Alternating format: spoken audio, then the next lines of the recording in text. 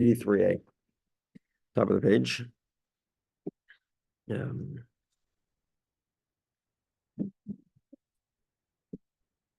Rav Chia bar Abba, 5 lines on the top of the page.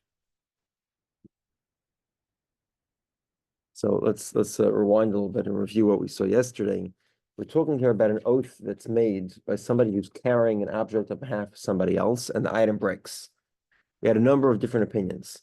The opinion of the Mishnah, which is the opinion of Reb Meir, is that both a shemer chinam and a shemer sachar make a shvuah, and they're exempt.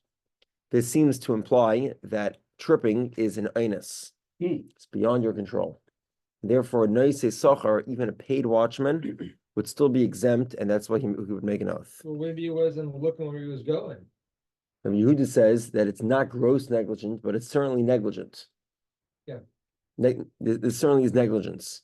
And therefore, according to Rabbi Yehudah, a noise sachar does not make an oath, only a shemer chinam. Rabbi Eliezer admits that Reb Meir is correct that they both make an oath, but he's befuddled. He does not understand why. He argues that a noise sachar should have to pay, and even a shemer chinam in most instances, the vast majority of scenarios, would not make an oath. Why is that? Either because if he was walking on a flat surface, then he's not, it's considered intentional, or it's considered gross negligence, and he shouldn't make an oath. And even if he was walking on a flat surface, even if he was walking on a slanty surface, if there is a witness, then you don't make an oath. And we'll sort of follow on to that thread in a few minutes here. Basically, the idea is that the oath is specifically designed where there are no witnesses. But if there are witnesses, bring the witnesses as proof. So he explains, until now we're understanding this oath is an oath is what we call a Shavuos Hashem, which is a type of Shvuah D'Oraisa. Shavuos Hashem means the oath of watchmen. Like we've seen many times, a watchman who claims that an item was stolen, an unpaid watchman, he makes an oath. Rav Chia bar Abba, though, interprets this Gemara slightly differently. Rav Chia bar Abba, it's not a Shavuos Hashem, it's a shvuah that the rabbis decreed. Because if you don't require this oath, in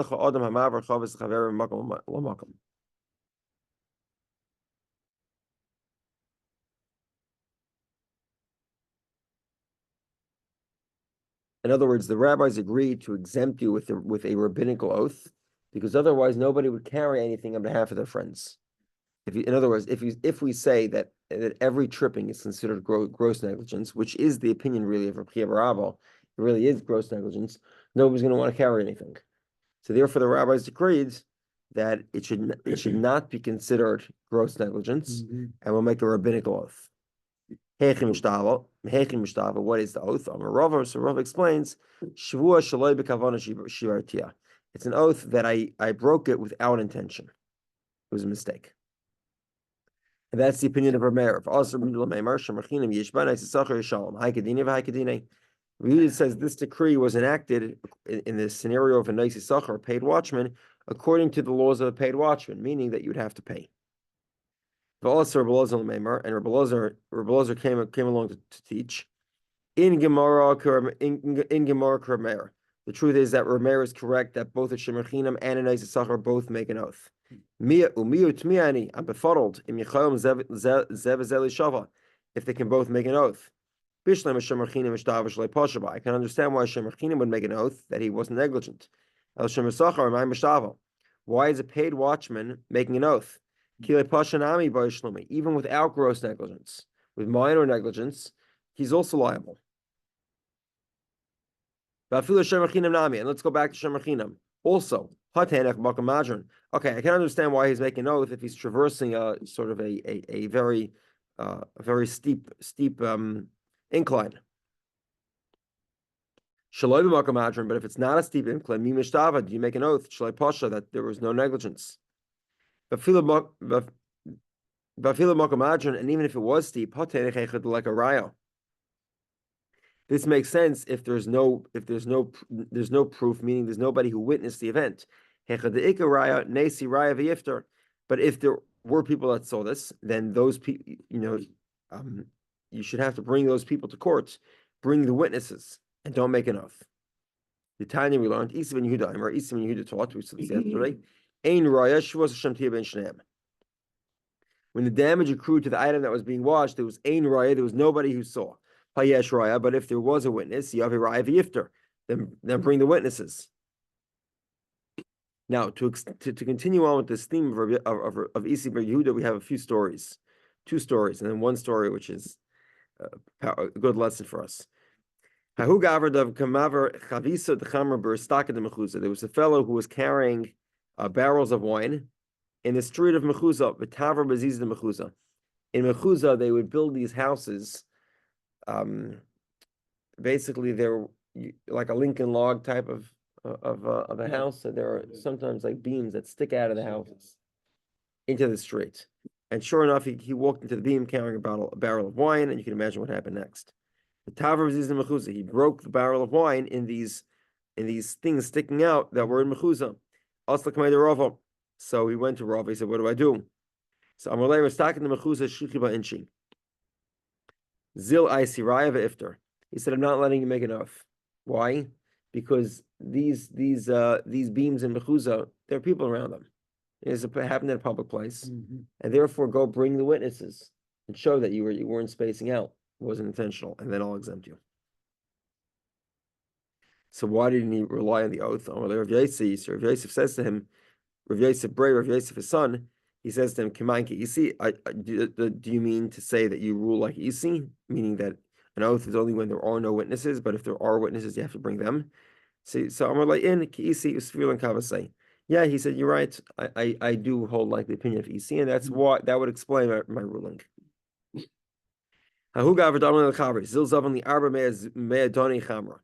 The guy told his friend, "Go buy me 400 barrels of wine, a lot of wine." He went and purchased it for him. Eventually came in front of him. I've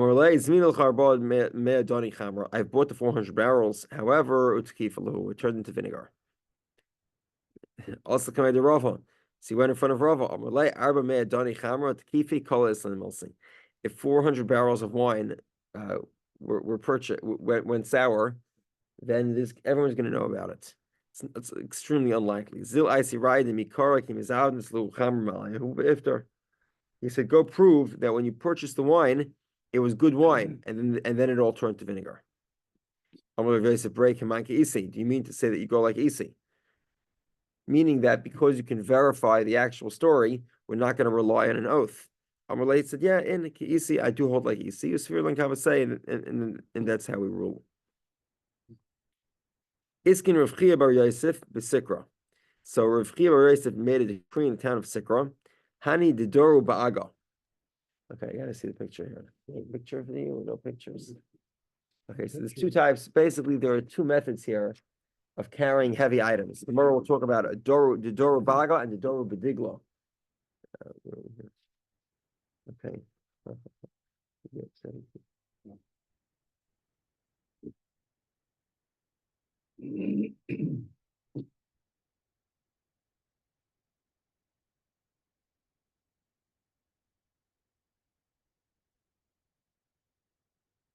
Okay. They don't describe. Rashi describes it, but I couldn't figure out exactly what he means. It's some sort of yoke that you put on to carry a very heavy load. Oh. So the guy is a call in Yiddish a schlepper, right? And he's a porter, and he's carrying stuff. I think I mentioned this joke. There was a Chassidish Rebbe that came to Ellis Island. So they asked him, he said, "What do you do for a living?" So the guy who was walking with him is Gabbai. He translates. He says, "What's Arabic?" So he says to the guy, he says, "Zugim mechfir tish." He's a Rebbe. He has tish. So the translator says, "He told me to tell you he carries tables." So he says, "You're a porter? That's a good living." Okay. Anyway, so if you're carrying Dodora Ba'agos, you're carrying a yoke. A yoke allows you to carry more load than one person, but less load than what would be necessary to have, what would be needed for 2 people. The Itbar, and he broke the yoke.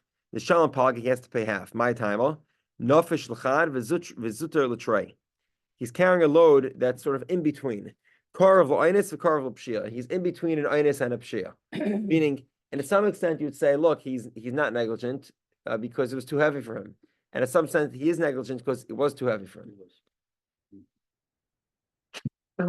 So because we're not sure what to do, so we say,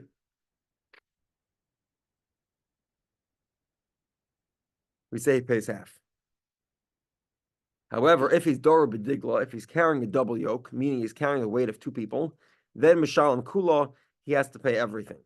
He has to pay the full value of the double yoke because he should not be carrying the weight of the load of two people. Now we get to this story. It's a good lesson for us. Rabbi Bar Chanan. Is it Bar Chanan or Bar Chanan? Hold on. They changed it to Rabbi Bar Chanan. Yeah, we'll get to him soon. He in about 3 months, we'll talk about the amazing stories of Rabbi Bar Chanan, the Gemara of Basra and Daf Nites. Yeah, Rabbi Chanan had some pretty wild stories. Taverle Hani Shkuloi,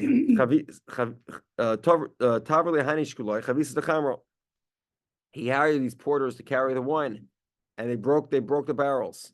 So he wanted to get paid. These guys were negligent. So what did he do? Shakalag Limayo, he stole their coats. He said, I'm gonna collect your coat. So also Amr Rav, so they went to Rav to complain about what Rav Rachana did to them. So Amr Lei Havlahu Glimayo. So Rav says you have to give them their coats. Amr Lei, so he says to him, he says, Dina Hachi, is that the law? In other words, these guys are negligent. They deserve to have their coats taken away. Amr Lei, so he says, it is the law. Why? Because the verse states, Leman Telech B'derech Toivim, because you have to walk on the path of the goods. Meaning that because you're a rabbi, you have to give in, even though you're right in law. So Yavu Gamayos, he gave them their coats. So you can imagine the chutzpah here. Relay, so the porter says, Ani anan, we're poor people. We worked the whole day, and not only, and because you broke the barrels, you're not paying us anything. So Relay, so Rav says, Zil Havag he tells Rav Rachana, go pay them. Relay, so he says to him, he says, Dina Hachi, he says, they didn't do the job, they broke the barrels. Is that the law? So Relay said, for Orchis Tzadikim Tishmar, the pathways of the righteous need to be watched. Meaning your pathways you have to be careful of, and therefore that obligates you to pay the workers, even though they basically were useless. Not only useless, they actually damaged you.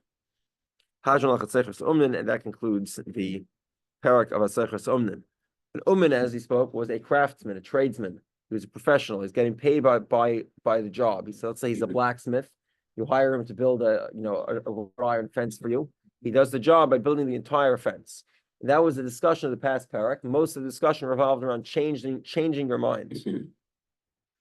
And then we shifted on to sort of the obligations of borrowers and renters, of borrowers, and then of shomer. And what are their obligations? What happens if they change their minds? That was the theme of Masechtas Umnin.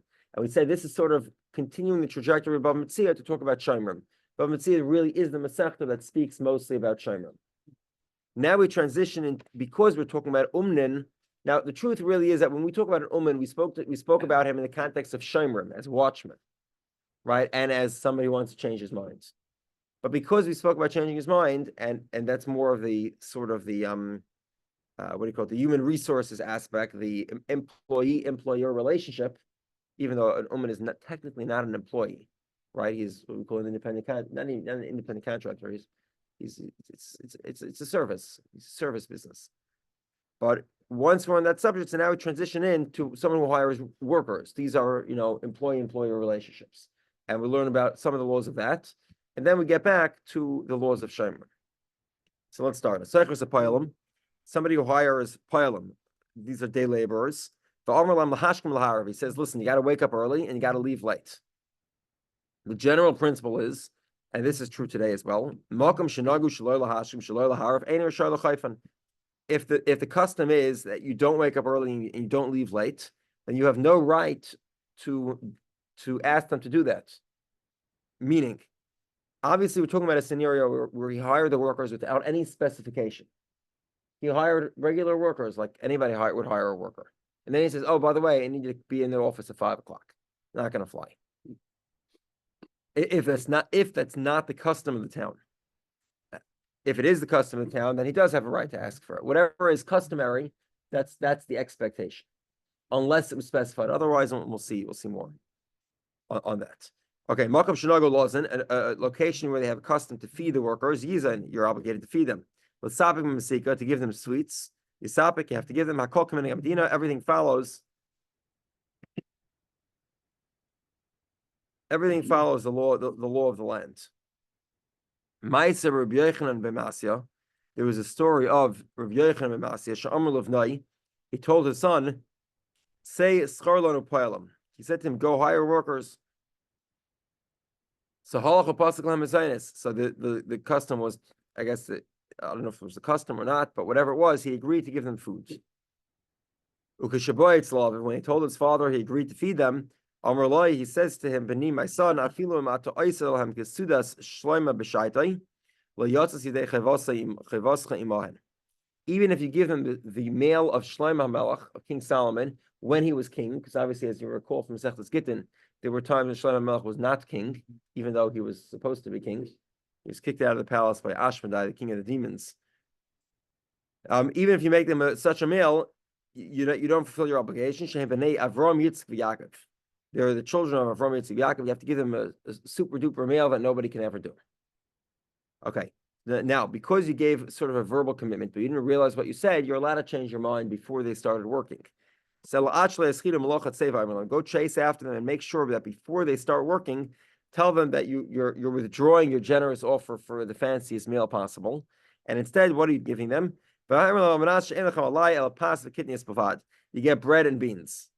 It's a lot simpler. Shimon Gamliel was not impressed with the story. He said, you don't have to give them that. Whatever is normal, that's what you're obligated to give them. If the custom is to give your workers bread and beans, you don't have to worry about giving them a meal like beyond what Shlomo Melech has given his workers. Now we'll talk more about Shlomo Melech, just to give a little more context very briefly. Shlomo Melech built. But what if the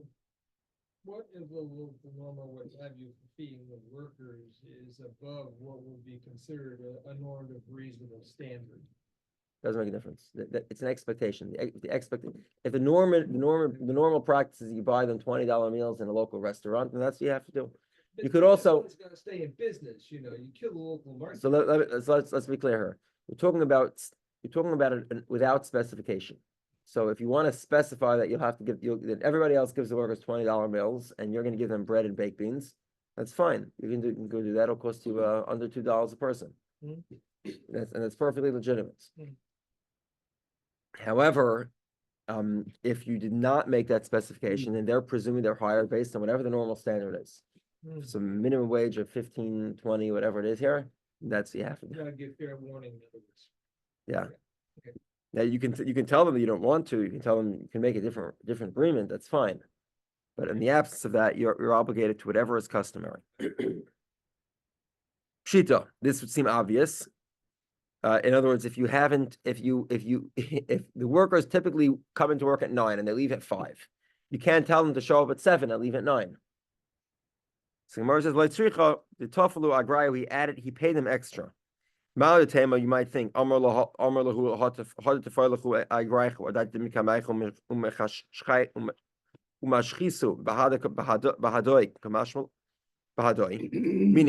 the typical labor is $15 an hour. This guy, without saying any details, he offered $17 an hour.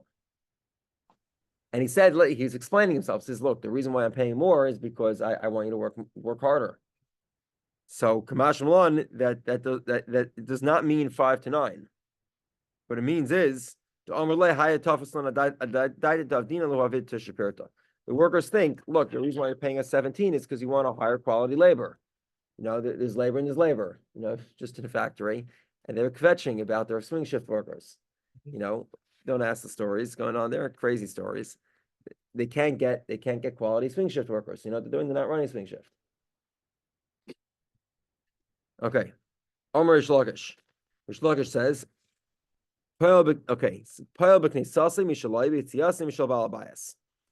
when a worker leaves in the morning, he gets to keep the time, meaning the earliest a worker should leave is Netzachama, sunrise. However, when he leaves his job, Mishal Baal Bayis, then the owner has a right to keep him until nightfall, not until sunset. Right? You might think if he starts sunrise, he gets to end sunset. No, it's sunrise to nightfall. How do we know this? Shenemar, as the verse states, Tizrach Hashemesh, the sun rises, Seifun, they'll gather together. The Alma Inosan to their jobs, your botzen will get your botzen, they'll leave their houses. Yetzi Adam Lifa'ala, Yulavadose Adi Arab. They'll leave their worker, they'll leave to their job by Tizrach Hashemesh at sunrise, but they stay at their job Adi Arab until nightfall. So Gemara says the obvious question, which is Velachsi Hechen Higi. Well, let's see what the custom is. But the whole Mishnah was all about what's the local custom. So forget about the verse. It's dependent on the local custom. So Gemara says, Be'ir Chadash, we're talking about a new city. So the Gemara says, okay, well, where do the people of the city come from? Because wherever they came from, right? American law is based on English common law. So if you come from England, you'll follow the England rules. So Gemara says, they came from everywhere. It's a global city. So Gemara says, another possibility is the Amar Lahu, the Agrisali Kipoil de Araisa. Where they made a special agreement, he said, I would like to be hired like a biblical worker. Dorish Rav Zera, the Amir Latani Rav Yosef. Rav Zera taught, and some say it was Rav Yosef who taught, Ma'idach Siv, this that the verse states, Toshas Chayshech V'hi Lo'ila, by Tirmais K'chaysa Yar. The sun will set, it will be night, and the animals will start roaming around. Toshas Chayshech V'hi Lo'ila, Zeh Olam Hazeh. This is an allusion to the world we live in, which is similar to a night, meaning people only get older. The world and the world moves on. Things die. In it, the wild animals roam. That's an allusion to the Rishon, the wicked. They're like a animal in the forest at night. They get to roam free, and that's what we see in the world. The wicked typically roam free. Until they fly in helicopters. Tizrich Hashemesh Seifun. And then the sun will rise and they'll gather together. Your boats and they'll get in their houses. Tizrich Hashemesh. What does this mean? It's tzadikim. It means to the righteous. Seifun Rishon Gehenim. Meaning when the sun rises at the end of time, it will be good for the righteous, and the Rishon will be gathered together to Gehenim.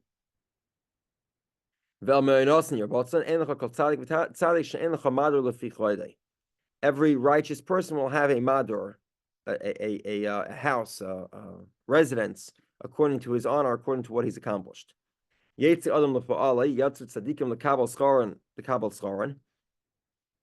righteous will go out to get their rewards. Who will get the rewards? Those that worked until nightfall, meaning those that accomplished until they passed on. Meaning a person who's used his time well throughout his years, he will be the one to get the rewards. Okay. Now we get to the story time. And at this point onward, no questions, okay? Okay, guys, get ready to jump. Okay, I'll do my best to explain some of the stories here. And you look at the article if you have any questions. Some of the stuff is just a little too much for the detail. Okay. Rabbi Lozer Reb Shimon Eshkechlahu Parhugna. Wait a minute, I got a question. Rabbi Lozer Reb Shimon found this Parhugna, the Kotofis Ganvi. Okay, he was a bounty hunter. His job was to catch thieves. So Amar Lei, he says, so Rabbi Lozer Reb Shimon says to the bounty hunter, Hechi Yachlas Lahu, how do you manage to catch them? Lav Kechevasim Asile. They're compared to wild animals. At nightfall, they roam around. Meaning, so if the robbers are roaming around, how do you catch them? How do you know who's a robber? And some say it was from a different verse. The wicked, they stand in wait like a lion in his lair. Like a lion lays a trap. If you've seen the videos, the nature videos, like the lions have very sophisticated traps. Mm-hmm. So these wicked people, they're very well prepared. How do you catch them? And also, maybe you'll collect the righteous and forget about the wicked. How do you know you're actually taking wicked people? So Amrlay, he says, a good question. Umaya Avid says, do you have any advice for me? Harmana de Malkahu, this is what the king told me to do. It's my job. I can't say no. Amar, he says, okay, fine, I'll tell you how to do this. This is what you do. In the 4th hour of the day, go into the stores, the salons. If you see somebody who's drinking wine and he's holding a cup in his hand, and he's falling asleep. So go ask him, what do you do for a living? Who, if he's a scholar, v'nayim, and he's sleeping, that makes sense, because he's waking up for the daf every day. He's tired. So he's 4th hour, he gets to take a drink, he goes to sleep, he's resting. Okay, fine, that makes sense. Figure out, is he a day laborer? That makes sense too. He has an early job. And if he's a night worker, then redude rodid. He might be somebody who's like a blacksmith. I don't know, do you have a better word for redude rodid? He makes like thins out metal. Metal wires. He's a metalsmith. He's lengthening metal. Okay. Manufactures needles. Oh, very good. Okay, so he's a metal worker because these people used to work at night. Okay, so if he's one of these 3 professions, then he's not a thief. V'iloi, and if he's not one of these professions, then you can presume ganvahu v'tafsing. Then he's a thief, and you grab him. So what do you think happened? So the guy was very successful. So the king called him in, and he says, "How are you so successful?" He says, "Well, I got this advice from the rabbi. Ishtama milsa bei malka." The king heard about it that Rabbi Elazar Reb Shimon had very good advice, but how to catch thieves. So Amrus, he says, "We think I'm going to hire somebody else." Crying into Igarta, the one who reads the letter, he should be the executor of the letter. Meaning, Rabbi Elazar Reb Shimon that has these great ideas, it should be his job to be the bounty hunter. So when you volunteer, right? So they hired Rabbi Elazar Reb Shimon as the bounty hunter. But also Rabbi Shimon Karcha. So Rabbi Shimon Karcha heard about this and he wasn't thrilled. So he says to him, "Chaimitz ben Yayin, you're vinegar, the son of wine." Meaning your father was good and righteous, and look at what you're doing. You're becoming a bounty hunter. You turn into vinegar. You're handing people over to their deaths. He says to him, he says, "Listen here." He says, "You know who I'm catching? I'm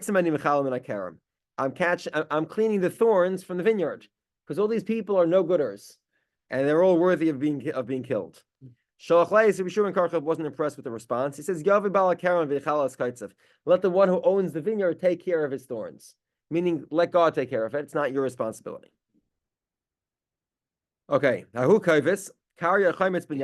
One day there was a washman who called Rabbi Elazar vinegar, the son of wine, because he became a bounty hunter. He insulted the rabbi. So Amar Mida Chatzav Kuli Hai, if the guy has such insolence, Shema Min Arashiyahu, he must be wicked. Amar Lahu, so he told his men, Tafsu, go grab him. Tafsu, they grabbed him. Lebasa Dinachtai, then he calmed down. Also Basrei Lefrukot, so he tried to get him out of prison. V'lemotzi, and he could not get him out of prison. Because once he was caught and he was in line to be executed, there was no way to save him anymore. So Karyala, so he said about this guy, Shomer Pivul Shainai, a guy who watches his mouth and his tongue. Shomer Mitzaras Nafsha, he saves himself from pain and misery. Zakfu, so they prepared to hang him, to kill him. So come to Sizakifa, he stood underneath the hangman's. Rabbi Elazar stood by the hangman, and V'kabachi, and he was crying. Amrulay, so he said, so the students told him, Rebbe al yera be'enecha, don't be concerned.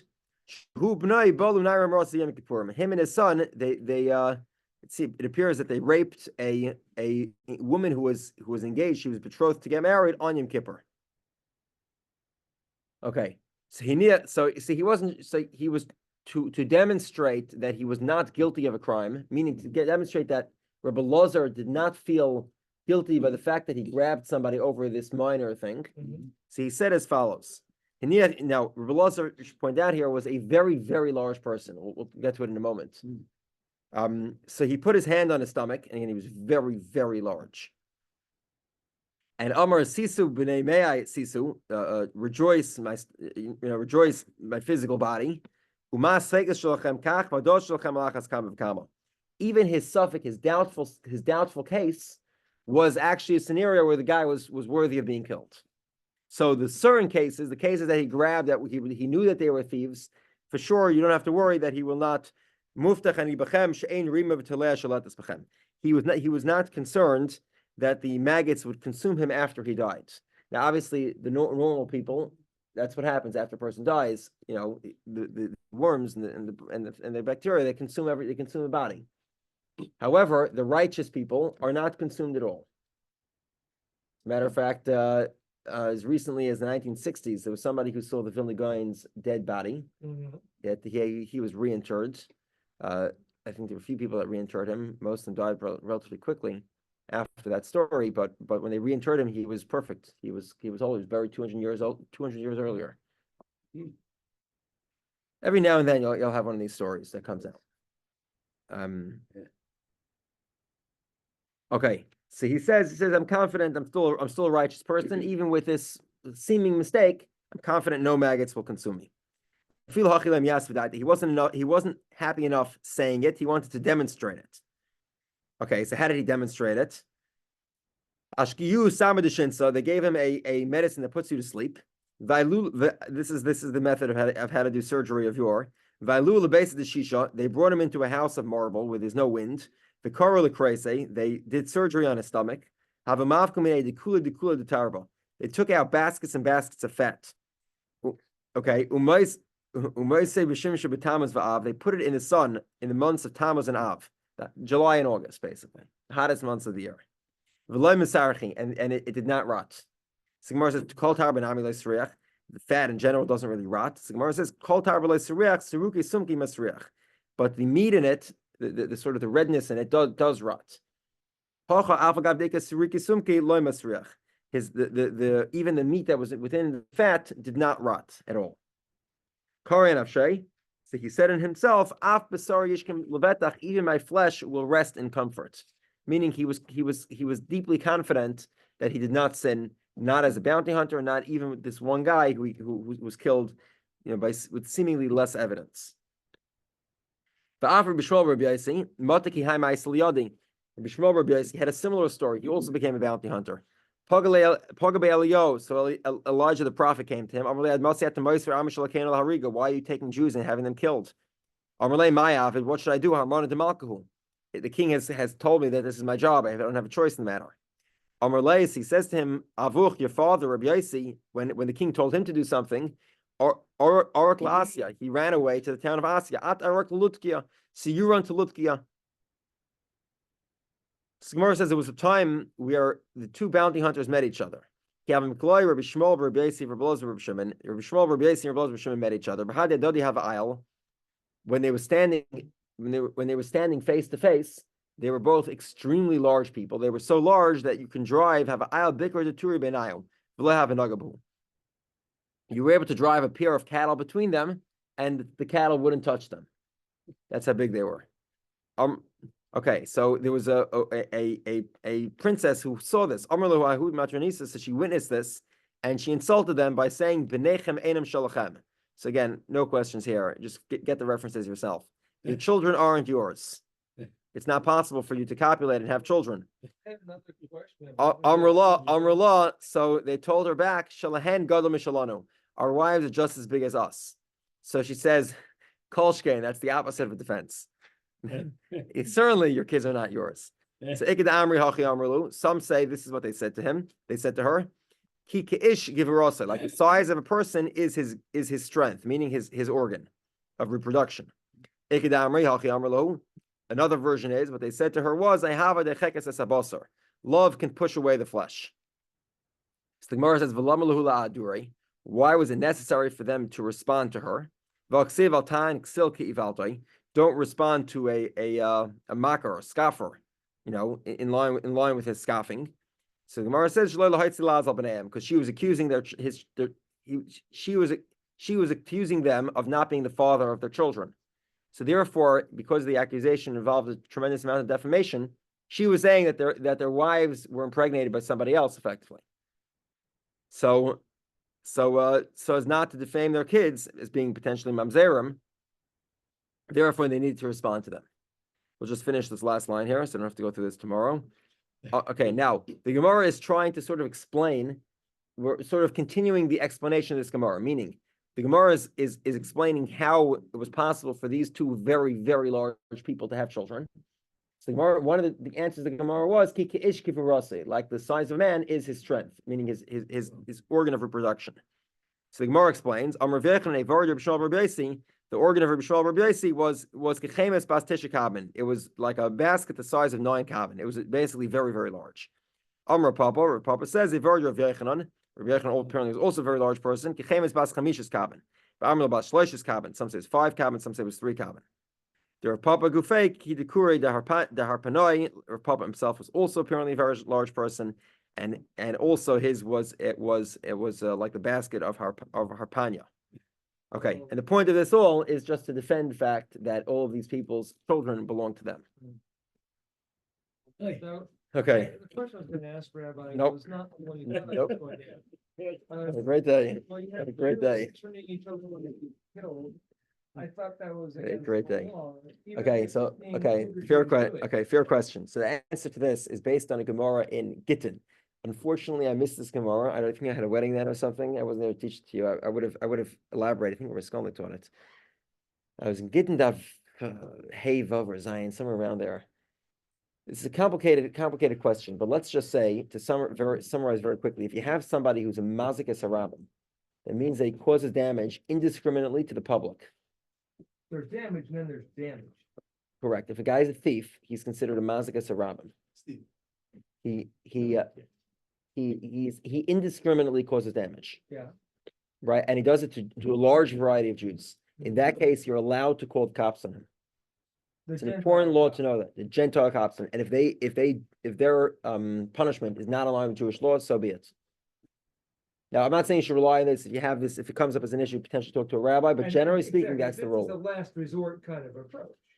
I believe it was Rabbi Lozer as well over there. You do this when there seems to be no other choice in the matter. I imagine people did.